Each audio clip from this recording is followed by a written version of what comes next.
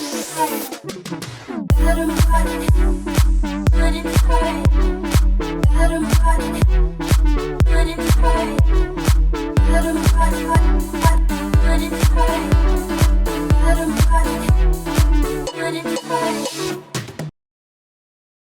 my name is Kevin Reinoso. I'm from Venezuela, and I moved here about 7 years ago. I'm a DJ producer. I started maybe a couple years ago, maybe 5, 6. I started producing, and then 7 and also 8 years DJing. My family is from Cuba. I'm an energetic person. I like doing sports. That's a little bit of everything about me so far. I would say is when my dad bought a DJ mixer, the old ones. I'm talking about like vinyl. It's super old. So then when I first saw it, I got super like curious about it. And then he will always play music through there. So that's like kind of the first one that I remember, because that was since I was little. So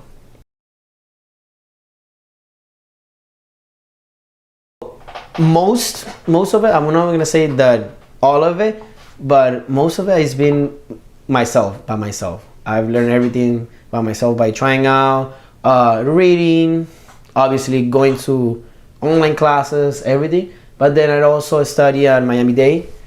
I did music business associates. So I also studied there. But then it was kind of like I knew the basics already. I've been doing this by myself for a while. So it's been kind of a little bit of both.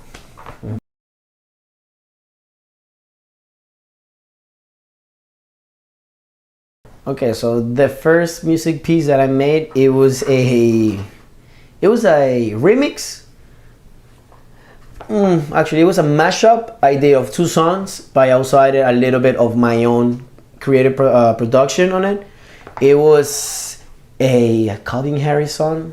I think it was called "Let's Go," and these favorite DJs that I like, Data Life. I don't remember the name that much because it was like a remix of them. So I just put these songs. It was probably before I even came here, so it was 2010, around there. So I put those two songs together, and then I also added a little bit of my own style on it, and it made me feel great. I was kind of scared of it because I don't know, I think that was huge what I did, but then it wasn't so great after. But you know, I knew I was starting, so I think it was pretty good for fame being my first thing. I actually didn't just be trying out, so I got in the computer. Okay, let's do this. I like these 2 songs. Let's see how it goes, and then that's what it came out. It felt great. I'm not gonna lie.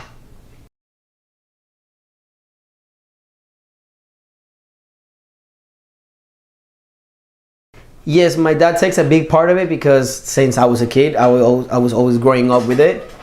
But then there's also a story of a DJ. It's called Armin. I saw that he went through a lot when he was a kid. He thought that maybe he wasn't gonna make it.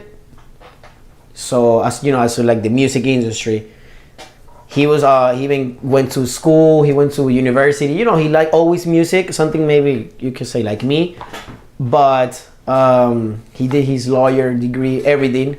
He would even go to the church, and then he made it after. So when I saw his story, that made me feel like inspired, because it's something that, I mean, after you graduate university, that's like super long time. Then you would never imagine that you would actually make it that time. But then also, my dad raising me with the music, it's been something that really pushed me. So when he first bought the mixer, I saw it. I was super curious about it. Then I'm like, you know what? I wanna get into it. I wanna do it. Then I started maybe playing with it a couple of weeks. I got frustrated because I didn't know how to use it. My dad really didn't know how to use it either. So then I got frustrated. I didn't use it for a couple of days. Then I was like, you know what? Let's try it one more time.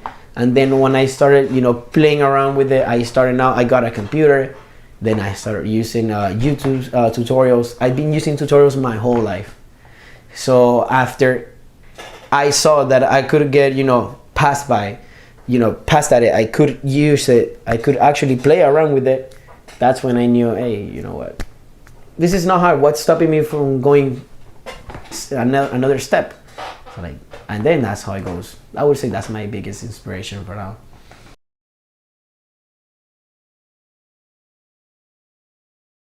Something I've been learning all these years is that you cannot depend on a specific routine or a process or create a process to make music, because then, for example, if there is a day in specific that you cannot get that one piece of creative process that you need, then you won't be able to make the song. For example, you always take cafe lattes before going to the studio, and that you think that it makes you better or it helps you.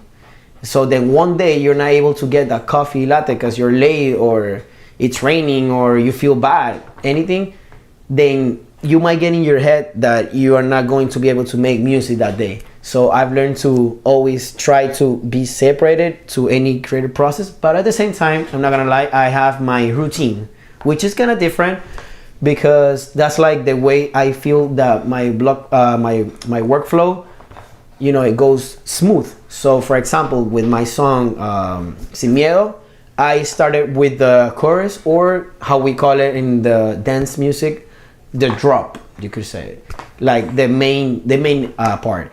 So I start with it and then I work the song around it. So that's like my routine. I have to most of the time I have to make my drop or my chorus or the principal verse. Then I work around it all the time. That's most of them. I would say that's my creative process.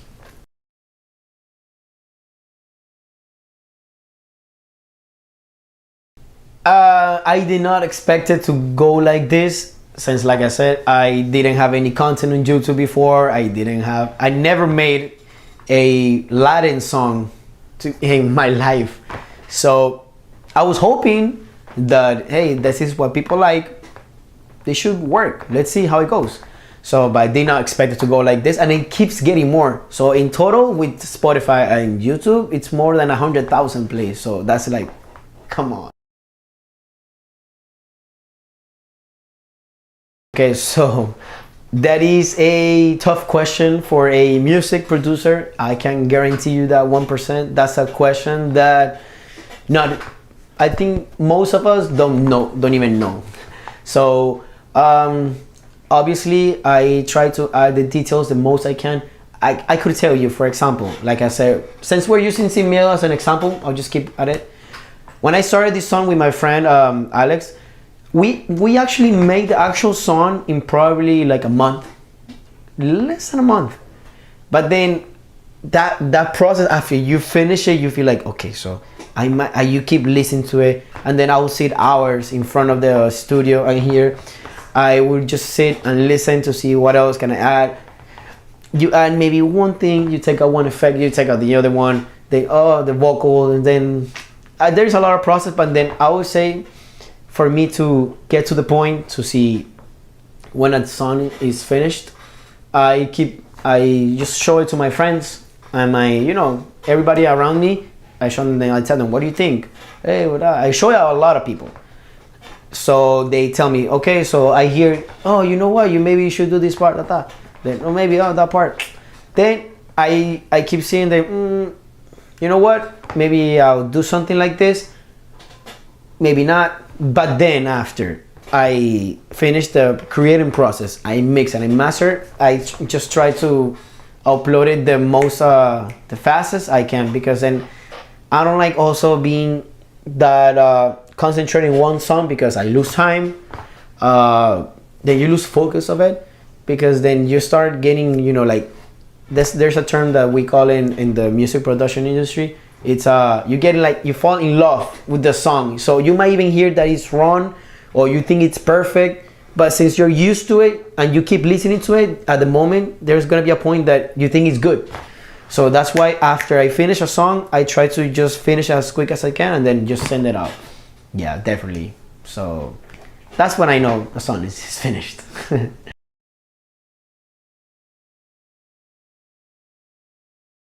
I would say the toughest for me, at least in music industry otherwise, it's been DJ for sure.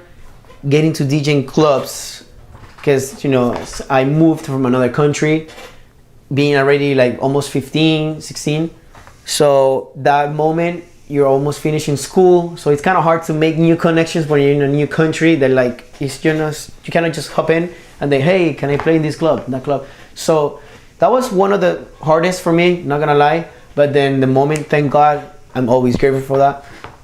The moment that I started getting gigs, I started meeting new people at the moment. That's something that it always helped me out. So that's one, getting gigs in here. Also, the mixing process on the music production is being really tough at first, because the thing is that, like I said, when you fall in love with a song, you don't hear what's wrong, and then you send it to another producer, and then, hey man, this thing is, it's not good, you have to fix it. And then you are so used to it, then that's something that I always try to overcome. I'm not the best one so far, but I'm pretty sure that I've been overcoming that process, that it's being a little hard for me. But I would say those two are the ones I keep learning. It's not something impossible, but you keep learning.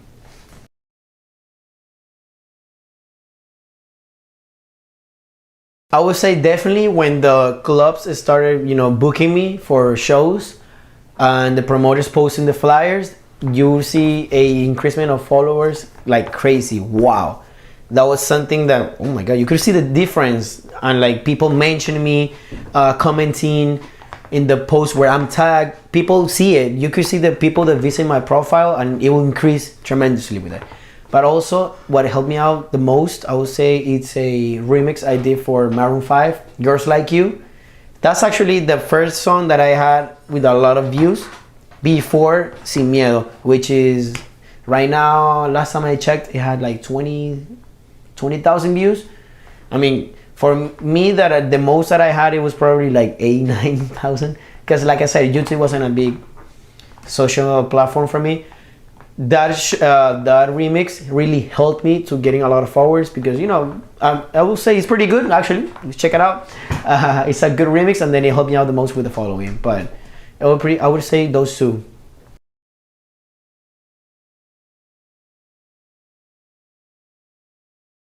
Okay, so the first music piece that I made, it was a remix. Actually, it was a mashup idea of two songs, but I also added a little bit of my own creative production on it. It was a Calvin Harris song. I think it was called "Let's Go," and these favorite DJs that I like, Data Life. I don't remember the name that much because it was like a remix of them. So I just put these songs. It was probably before I even came here, so it was 2010, around there.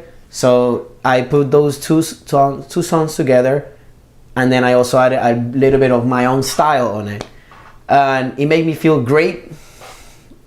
I was kind of scared of it because I don't know, I think that was huge what I did, but then it wasn't so great after. Okay, so I have a friend of mine that he's a promoter. He used to be a promoter here, and then he moved to Houston, right? We have a lot of friends in common, and then I noticed, well, my cousin noticed that I knew him. So then when she told him, hey, look, you're friends with my cousin, he's a DJ. Oh yeah, I've heard of him, let me see. And then he's been seeing that I was doing really good in here. By that time in Houston, that was in September, I already DJ in South Beach, I've DJed in W. Brickell, Wall, Rockwell. So when he saw, I mean, he's been seen, but he didn't really know me that much. So hey, to book someone. But you know what? Then my cousin talked to him, and then, oh my God, you guys are cousins. Oh yeah, let's work something out to see. Then she put me in contact with him.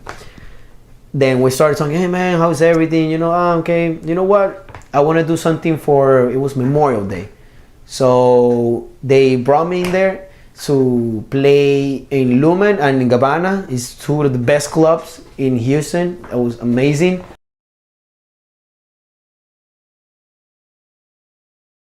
I'm a person that really does not, pay attention to the bad comments. Not in a bad way, because I've learned that in order to learn, to become better, you have to listen. Because at the end of the day, yes, I make the music that I like. That's for sure. I'm not doing something that I do not like just because someone else is telling me. But what I try to do is, instead of listening, because a lot of people have been telling me that I've moved from, look at this change, from actual EDM to like now I'm doing more commercial Latin with dance music, because what I did, I like both of them. It's something new, but I've listened. So, and that's why it's been receiving a lot of views, because people love it. So what do I do with the negative comments or things that I do not like to hear? I use it and I just try to, let's say, attach it to what I like. Let's do something that I like with the people that I like, because at the end of the day, I want people to listen to my music. I don't make the music just for myself. So hey, I can do something melted together with something that people like, and hey, we all win. So that's pretty much what I do. I hear something bad and I turn it into something good.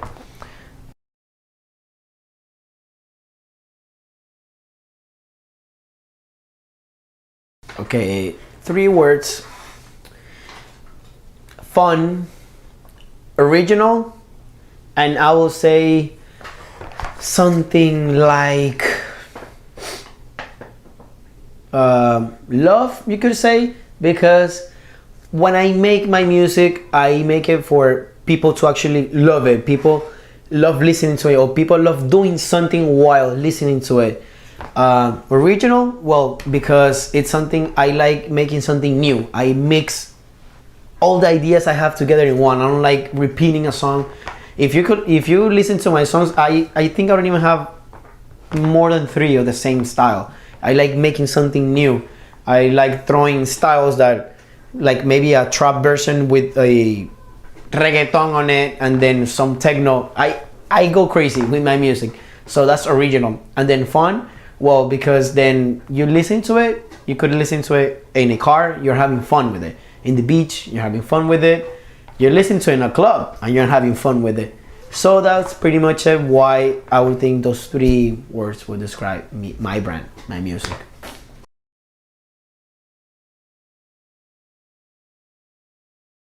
Definitely, I would love to do a song with my favorite DJ, Afrojack. That would be crazy. Wow. I think about it, it'll be a crazy collaboration. That will be good. Just think about it. Also, I would say J Balvin. That will be crazy to have him in my song singing, especially since he sings Spanish and English both. I would love to have a song with him. It will be crazy. And last but not least, Usher. I think his voice is amazing. I would die to have a collab with him. Yes, definitely. So I would say those 3.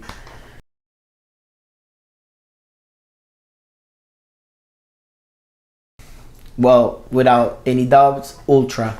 That's like my top. Whenever I reach to Ultra, then I'm like, hey, I'm done. I did my part. That's it. Yeah, Ultra. That's like my biggest goal right now. And before Ultra, I would say go to Europe, maybe Ibiza, something like that. But definitely Ultra. That's like my main.